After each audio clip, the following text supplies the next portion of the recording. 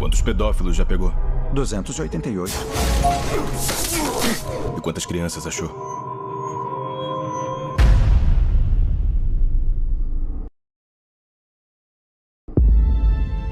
É a rede de crime internacional de crescimento mais rápido que o mundo já viu. Já ultrapassou o comércio de armas ilegais e logo vai superar o tráfico de drogas. E quer saber por quê? Um pacote de pó só dá para vender uma vez. Mas uma criança é vendida 10 vezes por dia. Os filhos de Deus não estão à venda. Há quanto tempo faz isso? Já faz 12 anos. Quantos pedófilos já pegou? 288. E quantas crianças achou?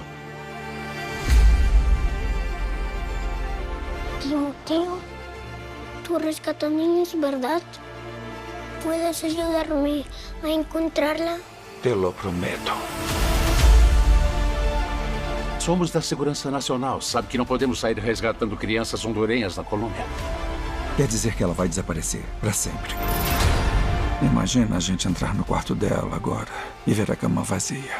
O que a gente faria? Pede demissão e vai resgatar essas crianças. Nesse momento, ela pode estar a um quarteirão ou pode estar em Moscou, Bangkok, Los Angeles. É uma operadora.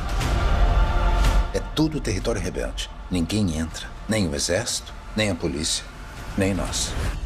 E se fosse sua filha? Não tem ninguém para ajudar a gente. Estarão sozinhos. Esse trabalho está me despedaçando.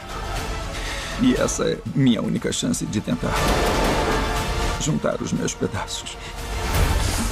Quando Deus te fala o que fazer, você não pode hesitar.